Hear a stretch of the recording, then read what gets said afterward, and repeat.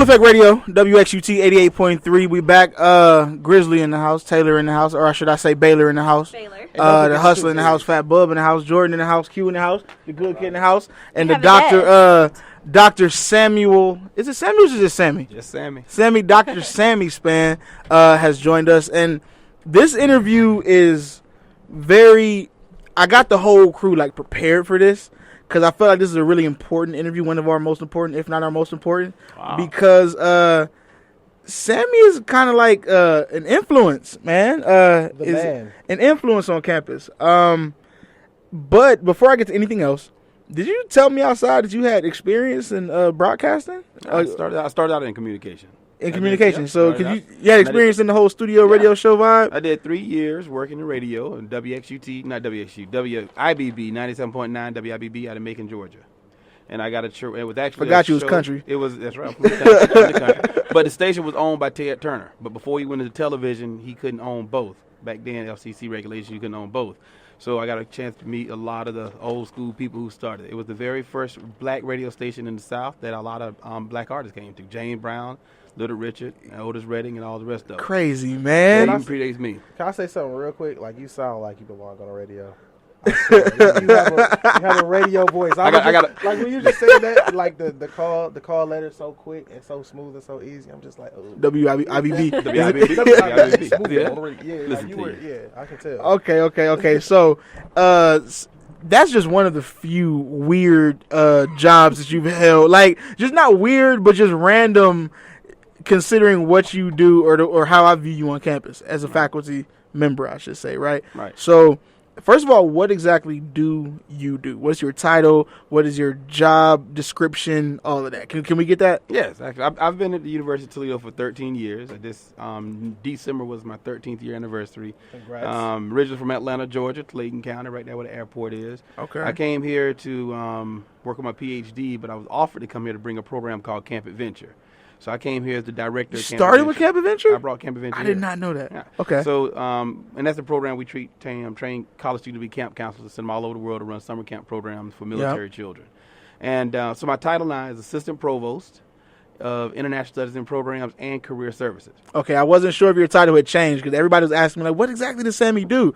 And I said assistant. Is it assistant vice or how does that go in? Assistant Provost. Assistant Provost of International Studies Division Department? International Studies and Programs and Career Services. Got you. Okay. Yeah, so I'm over everything international, from immigration all the way to study abroad to our agreements with international universities. That's how I described it. I said everything internationally related as far as UT goes comes through Sammy's office in some way. And also what you all are doing, experiential learning. I'm over career services, experiential learning, service learning, and all the everything between there. What exactly is experiential learning, though? Experiential learning is getting an opportunity to do what you're doing, right? What you're doing right now, not just being a communication major, but also getting experience in the field.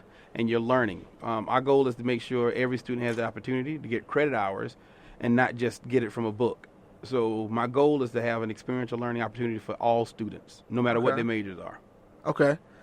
So, I really want to get to why this is important to myself. Can I get personal for a second? Get personal. Sure. Okay. Sam, ever since the day I met Sam, I think I was 18 when I met you, actually. Yep. And from that day, for some reason, Sam has taken me under his wing and shown me a lot of love, given me a lot of opportunities. And not only me, I've seen him present opportunities to other students, minority students at the university, and became a mentor, a very passionate mentor, sticking with students like myself who sometimes don't deserve it, maybe a lot of times don't deserve the love or the help. And so I really want to ask you, where does that passion come from for minority students? Because I'm not the only one who said these things about you. When I bring your name up to different friends I have around campus, they have the same reaction, man. Sammy, man, he's a good guy. He's a loving guy, helpful guy. He looks out even when you don't ask for it. You know what I mean? So where does that passion come from? Well, two things. One, Lydia Sims. I talk about Lydia Sims a lot. She actually is now in the Virgin Islands, another program that I run. I met her. Also another member of Full Effect Radio. Full Effect Media. She started with the Haiti trip, then she went to the Washington Center, which I would encourage any of you all to do the Washington Center. Mm-hmm. You live in D.C. for a semester, you get UT credit hours, and those credit hours goes towards your degree, And you get to do an internship, BET, CNN, anything within your majors that's in D.C., you could do your internship there. And the state of Ohio pays for your housing. Now, that's a small plug. Now, the reason why my passion is what it is, especially for students of color, is because I'm from that background. I came from a small HBCU, Fort Valley State University, Fort Valley State Wildcats. That's how we do it. So we Fort Valley State Wildcats. And one of the things is my degree, I started out in communication, but I did communication for 3 years. I got out of it. Lo and behold, my degree ended up being in home ec. Which surprises me to this day. I don't believe it. I've seen the plaque on the wall, and I still don't believe it, that this man was a home ec undergrad. Well, one of the reasons why I wasn't the best student. It was very challenging for me to go through school, even in the communication. Lord knows. A lot of the courses that I was taking then, as you know, communication, this is back in the late 90s, communication was transitioning, right? We had reel-to-reel, we had all the other stuff we were working on, and our school wasn't as fast as the technology. So I felt like it was a waste of the degree. So I went into home ec for 2 reasons. One, it was a little bit easier, and I was the only guy in the department. Okay. So as we moved on through that, I saw what it took for me and my homeboys and everybody else who was growing up during that time to get support, to learn the resources that was out there. And I always said if I ever got in a position like that, I would make sure I spread those resources out. So you crazy in the kitchen then? Oh yeah. Oh yeah. Okay. Yeah. Not just milk and cookies. So real quick, just like what's your specialty? Rest in peace, Bernie Mac, y'all. What's it? What's my specialty? Yeah, like what you like cooking?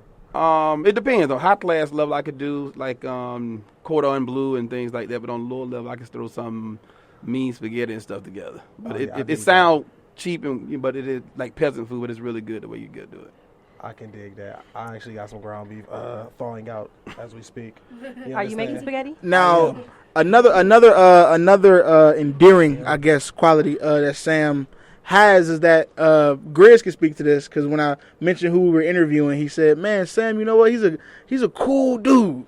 He said because when you speak to Sam, it sounds like you're speaking to someone you've known for a long time, and I say that to kind of say like it's not like you're speaking to someone as far your position, although it's a really high one, really important one, and what other big word I can throw in there, you don't when we speak to you, you don't come off as that figure. You know what I mean? You come off as Sammy, and it's really easy to converse with you and connect. It's very relatable. And now, is that something that is just natural, or is something that you really try to teach yourself to do? Well, I think it's more natural than anything else. I talked a little bit about my background. I got a picture. The most important thing in my office right now is not the 3 degrees I have or the raises or anything else I have or the awards.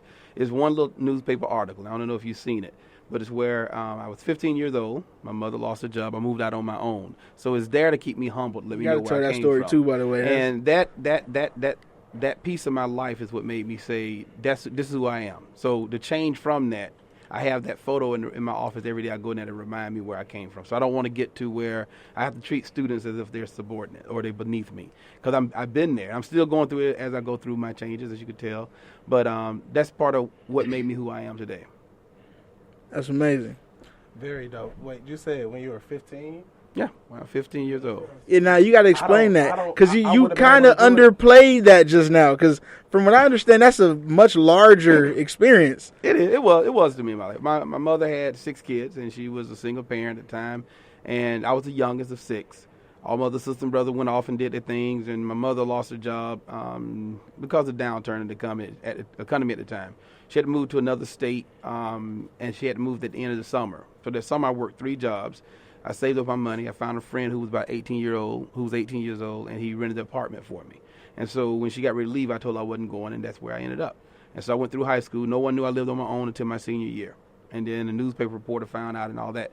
But it was the most challenging part was that I had a lot of friends who wanted to come in. The ones that didn't know I lived on my own wanted to come in and sell drugs. They told me they would pay my rent. They would give me extra money. I turned a lot of opportunities down. I mean, I didn't turn the parties and the girls down, but I turned the other stuff down. And that is why I think I've been blessed to be where I am today, because I was able to sustain and to build towards that. That's dope. I know personally, at 15, I don't know what I would have did without my mother. At 15? I was lost at 15. I'm going to be 100. I'm still lost. 15. Yeah. So as minority students, what do you think is the state of, I guess, the state of affairs for minority students at the University of Toledo? Where do you feel like we're at a good space? Do we need improvement? Could we use improvement? And where could we use improvement at? Well, I think right now, for the most of the minority students, we're going to speak more specifically to black students, I think there's a lot of opportunities here. And the ones who are really hungry are going to get it. I run into a lot of students, such as yourself, and that I look at and they don't realize the potential they have. The black students are like a lion looking in the mirror at a kitten. They don't realize the roar that they have in their voice. And so my goal is to make sure I expose and show that roar. But there are still some nuances in society that hold us back. I'm not going to deny that. But I'm also not going to jump on the bandwagon and let that be an excuse. No one can stop you from reaching your destination but you, right? You might can't control the weather, but you could adjust your sail to reach your destination. Yes, sir. And that's what I've always said. And so I think that the environment here at the University of Toledo, it is an opportunity for those who are really hungry. And you have people like myself, not just myself, you have others like Kay Patton Wallace, Willie McKelthers, and others who are just ready and willing to help any student, particularly students of color, if they approach them. So my question to you, let me turn around. When did you graduate with your undergraduate? I graduated my undergraduate in '99. So was you bumping like Cash Money? Hmm? What were you listening to? It had to have been Cash Money at the time. Not in the 2000s? Cash Money, yeah. Cash Money? Yeah. Hey. Back up a little bit to Master P and all the other stuff, but it was all around it, all that. You were still in the Tupac era, though. Oh, I love, yeah, that's my boy. That. So who was your go-to artist at that Right time? there, he just named him. It was Pac? It was Pac. I love Pac. It was Pac? Okay. I love him to death. I missed that. I'm mad I missed that era. Tupac song. Favorite Tupac song. Oh, man. Go with your gut. Go with my gut. If you can't hear, Q asked That's hard one. That's hard. asked Sammy what his favorite Pac song was of all time. Favorite album. Oh, what was the last one? His last All Eyes on Me, I All think, Eyes was the on one. Me, All Yeah, Eyes on Me, All Eyes I on heard Me, All Eyes on Me. that. People say a lot of times that was like his most cohesive It was album, his most structured, I guess, album. Well, you saw the thought process that went into Yeah. it. And Pac was also, he was intelligent. I mean, a lot of yeah. people didn't think, realize how intelligent. His mother was a Black Panther. So people didn't, of course, they didn't know that. But he got caught up in the game real bad. But he was a very intelligent artist. When he first started singing, you guys might don't remember this, was Brenda Had a Baby. She barely had a brain. It's a damn shame, you know. But he started singing about a lot of political issues. Right. And when he started getting bigger, he got away from that. And that's the part that I knew. I saw him from that point moving forward. So so you're saying he was more conscious before he blew up? Way conscious. Before he got big. He was Okay. way conscious. I mean, Okay. See, I missed that era, so I don't really look at his know. early films, listen to his early songs. I mean, no one really even caught on to it when he used to sing the song about you ever Brenda Had a Baby? Yeah. Oh yeah, Right? yeah. Yeah. So you heard that song. Even when he Brenda's had a baby. She's got a baby. You know Yeah. that, bro. You know that. yeah. She threw a baby in the dumpster. Yeah. I probably actually have to hear it. It's real. You know what? Listen to you. But We're gonna get to a music. We're gonna get it on. We not right now, but we're gonna get it. Yeah, people need to hear that. But okay, so but I was asking because that's weird because I missed that era, and so I never got to really see the influence of Pac. So I'm trying to find the artist like now. I don't know if you know of Kendrick Lamar. Yeah. We have him now, and that's our Pac as far as the voice, like speaking out with the consciousness, and that's what we got. But people still mention Pac, and I didn't get to see it. Nobody else in here really got to see it. So it's just it's dope that you can speak to and that you actually enjoyed it. I love it, and I got a feeling that Pac probably had an influence on Okay. just like he was influenced by previous people prior to him. So he was also in the underground. What was the album? I don't know. Do the dance with the dance. Digital Underground. He started out with him. It was real, and then so he was back then. So would you say that Pac has? Would you say you owe any fraction of your PhD to Tupac? I think I owe a lot of it to it. Okay, that's a serious question. When I used to work out, that used to be in my headset. When I used to go through some challenging times, because here too, I'm from a predominantly black city and a HBCU I went to, and then come to an all-white university. You have to have something to hold you strong, and so you have to also have something to have you grounded. So before I came to Toledo, I was in Iowa, where there's even less of color, with only 1% diversity in the entire state. So yeah, absolutely, Tupac. Some of the words and things he say, even when you go through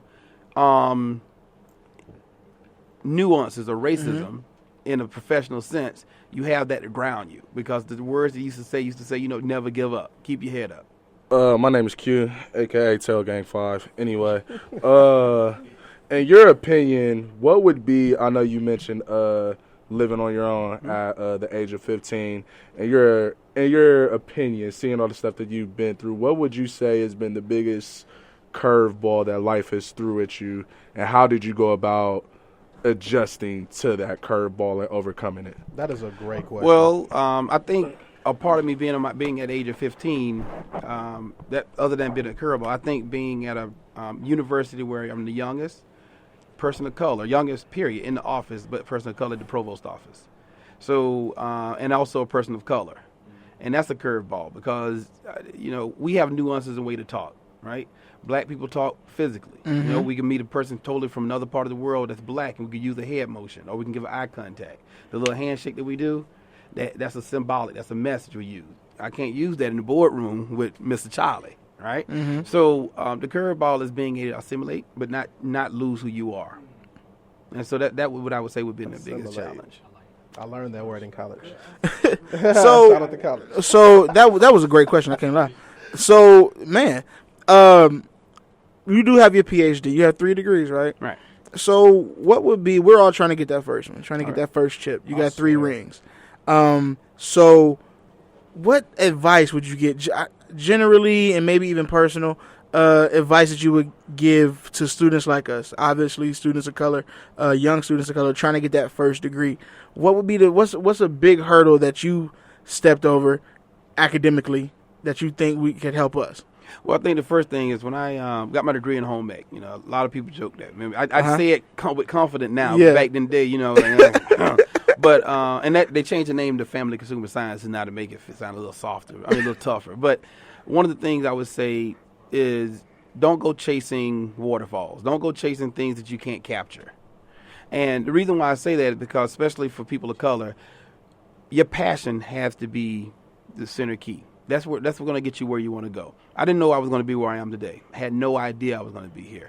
And sometimes it's okay not knowing, because when you don't know, you're hungry and you're looking for anything. You're looking for everything, not anything, but you're looking for everything. And you can fine tune what you want as you go further in life. The second thing is get experience.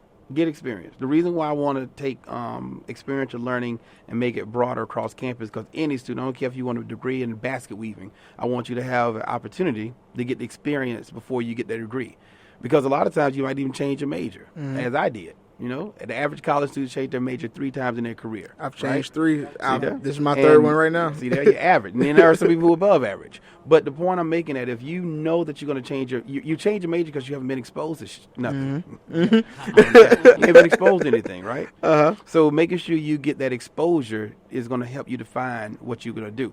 Last thing I say, students got to stop coming to school thinking they're going to find themselves. You don't come to college to find yourself. You come to college to define yourself. You've already been defined. You already know who you are. So getting that definition of who you are is going to only be based on the experiences that you get. Wow. Absolutely, Message. Absolutely. You feel me? Now I want to ask you one more question. We're gonna get to a little game. It's kind of like a question and answer, this or that, fill in the blank type thing. But before we get to that, we all just kind of got wind of a situation that happened on campus, and I do want to ask you because you represent in some way the black black students on this campus, the black side, in some way. Allegedly, I say allegedly because all the facts aren't out yet, but there was a black student who was jumped and called racial slurs by one of the white fraternities on campus. I won't say who it was because this just happened last night. This past weekend. Right. Won't say exactly allegedly what fraternity it was because we don't know for sure yet. Right. But it's running around social media, especially on social media for UT students. Right. It's getting out there and everybody's speaking on it right now. We really won't probably know much until tomorrow. Right. So my question to you would be what would be an effective way for the black students to act on Right. this Well, first of all, I in a healthy way, I guess. All right. The first way, I'll give a small example. I went to my daughter's basketball game, and she was playing basketball, and the girl get up in the face and they start yelling. It's just things to get you. Don't let nobody take you off your A game. That's the very first thing, and that's not mean to ignore it and just let it go. That's second chapter. The first chapter is stay whole in who you are. Don't lose the plan. Don't lose who you are, because a lot of times we can get so caught up into the nuances of society. Yes, there's racism. There's all this other stuff in the world. But if we become a victim to that, we also destroy ourselves by it. Now the second chapter to that is that you make sure you reach out to Dean of Student, Tamika Mitchell. You reach out to the Senior VP of Student Affairs, Dr. K. Patton Wallace, and even the President, Dr. Sharon Gaber. All right, you all are taxpayers, right? This is a small city. The University of Toledo is a small city. Your mayor, which is the president, and deputy mayors, as Kay and Tamika and others are, even myself, you all hold us accountable to help you understand, digest, and proceed throughout that. And then you let it work just like anything else in the court system. But if you turn that into the movie Higher Learning, right, with IQ. This is exactly. I mean, that came to my mind immediately as I heard it. Right. Obviously. If you let it turn into that, then you're succumbing to putting a pause in your life. Remember, Ice Cube was in college for 7 years. I love the movie. I think they did a great was it exactly 7 years? He was in there for I remember he was a years. super duper senior, but I didn't know it was 7 years. He was in there for 7 years. All right. So what I'm getting at here, you all have an ultimate goal. Just like my daughter getting ready to make that shot. You can't let nobody take you off that prize. You got to still aim for that. You still deal with issues as they go along, but that kind of thing to happen, unfortunate as it may, it also is testing this new generation, right? Everyone said my generation was a little weak on when it came to black issues. And my generation said the generation before that was a little weak. It won't be us. But every year you don't go, it gets worse. One reason why, if you look at this, and this is psychological, right? Anybody that's ever been raped or beaten or harmed that has gotten counseling has found a way to get back on track. We never went through counseling for slavery or anything else. Very true. So until we admit we have a problem, even alcoholism